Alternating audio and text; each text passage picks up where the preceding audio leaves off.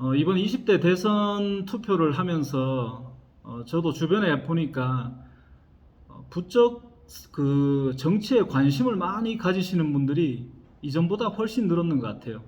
저부터도. 근데 최근에 참 이게 재밌는 일이 있었습니다. 이거는 이제 여담으로 한번 참고하시면 참 좋을 것 같아요.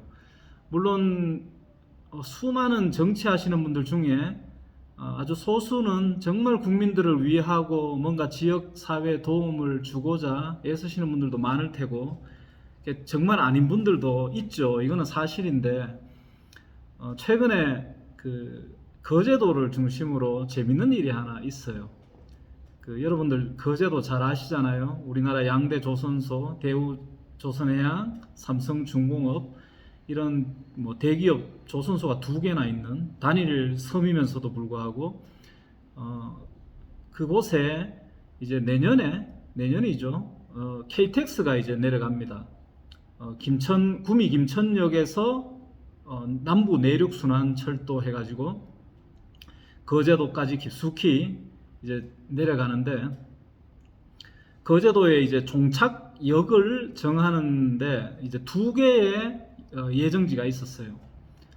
그 거제에서 가장 중심지인 그 상동, 고현동, 상동 거기가 이제 삼성중공업 있는 쪽인데 그 시청이 있고 그쪽 이제 구도시 중심이에요.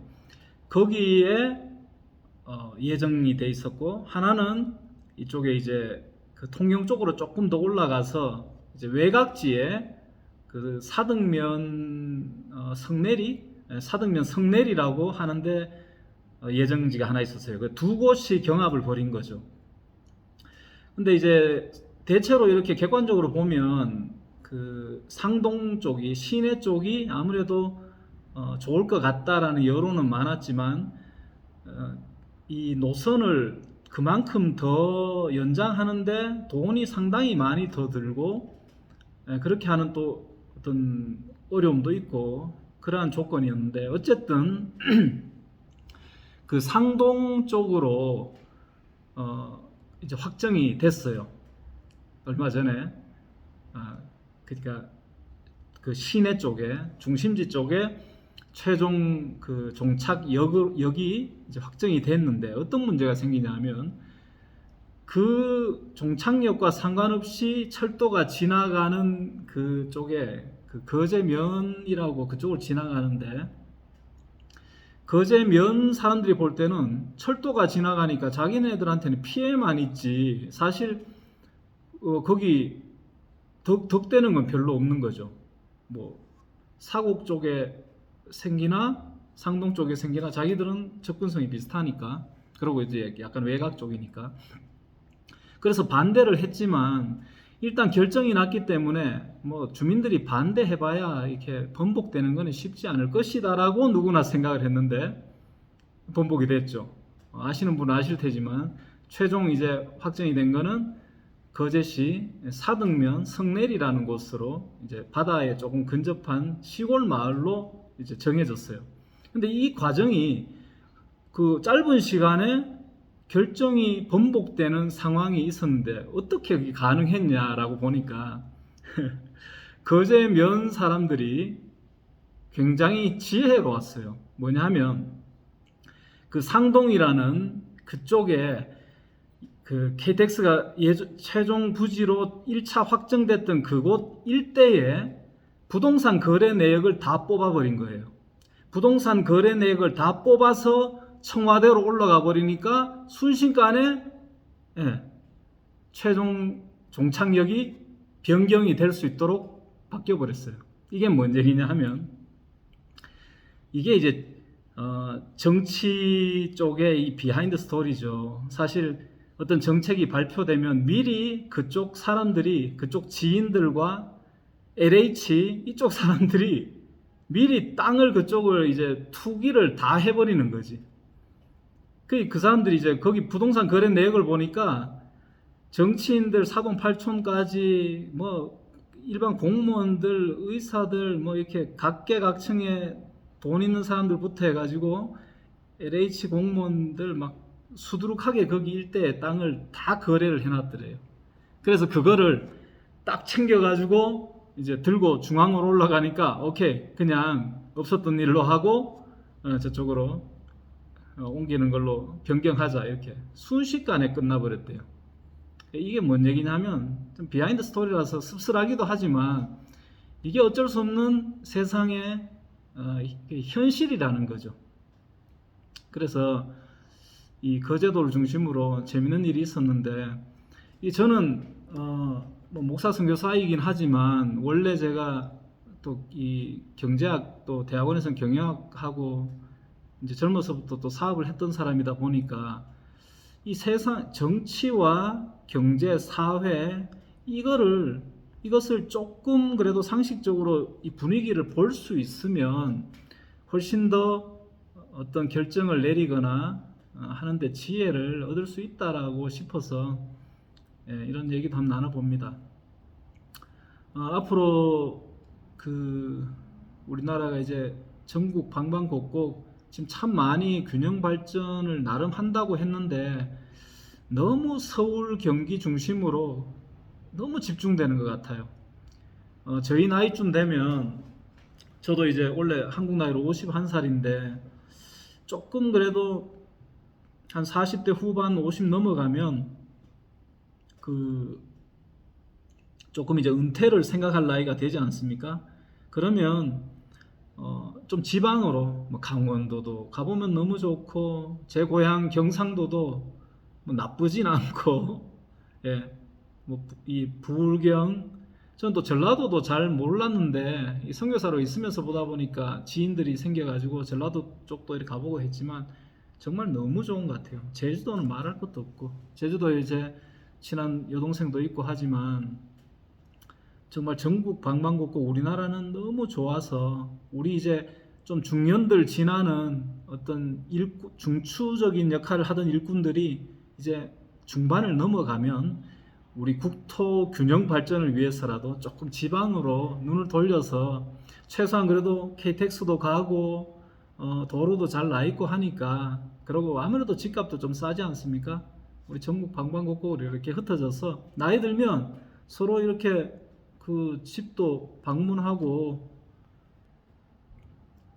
왕래하고 그렇게 지내면 참 좋을 것 같다는 그런 생각이 듭니다. 그래서 뭐 예를 들면 제가 대전쯤에 만약에 산다면 뭐 한 주는 저기 강원도에 있는 형제 집에도 한번 놀러 가보고 또 저기 전라도 끝에 뭐 해남, 목포 이쪽에 사는 또 누이가 있으면 또 그쪽도 한번 가보고 서로 오고 가고 그렇게 전국을 이렇게 발을 밟고 누비고 살면 정말 우리나라 좋은 나라 위에서 서로 기도하면서 그렇게 살 수 있지 않을까요? 너무 높은 곳만 쫓아서 달려가다 보면 어느 순간 보면 내가 어딜 가고 있는지 모릅니다. 잠시 쉬어서 뒤돌아보고 낮은 곳을 내려다보면 내가 이 정도 높은 데까지 걸어왔구나. 마음의 여유도 갖고 나는 이쯤에서 인생의 후반을 한번 살아볼까. 이런 마음도 가지는 여유가 생길 것 같습니다. 우리나라 정말 좋은 나라입니다. 늘 하는 얘기지만 이 아프리카의 북한, 아프리카의 사회주의 독재 국가에 저희가 살면서 느낀 것은 정말 나라는 소중한 것이고 위정자들이 좀 잘 못하고 부족한 부분이 있어도 그래도 좀 위하고 그래도 그분들이라도 안 하면 누가 하겠습니까? 완벽한 사람은 없습니다. 있으면 안 되죠. 그거는 하나님 말씀에 이치 안 맞으니까 제가 서두에 그런 여담도 나눈 것은 뭐냐면 사람들은 다 그만합니다. 뭐 정치인들 후배 파가지고 뭐 문제 없나 그렇게 찾으면 문제 없는 사람 없습니다. 그러면 그 문제 해집고 찾다가 그나마 정치 잘할 사람들을 놓칩니다. 그게 정치고 경제고 그게 세상 돌아가는 이치인 것 같습니다. 다 너나 나나 물에 들어갔다 나와서 때타올로 미면 다 떼나오는 그런 인간들 아닙니까? 그래서 저희는 멀리 나와 있지만 늘 우리나라 생각하면 감사하고 기도가 절로 나오고, 예. 정말 그 재래시장 뭐 사우나, 너무 좋습니다. 예. 먹을 거 많고 갈 곳 많고. 제가 오늘도 저녁에 잠깐 여기 가게 갔다 왔지만 가게 한 바퀴 빙빙 돌아가지고 오늘 주말이고 하니까 입이 심심해서 군것질을 갑자기 하고 싶어. 그래서 한 바퀴 돌다가 남아공에서 올라온 웨하스 하나, 그리고 초콜릿 하나, 예, 크래커 하나 이렇게 사들고 와서 웨하스 하나 까먹었는데, 예, 이게 좋은데 계속 있다 보면 좋은 게 좋은 줄 모르는데 우리나라 참 좋습니다. 예,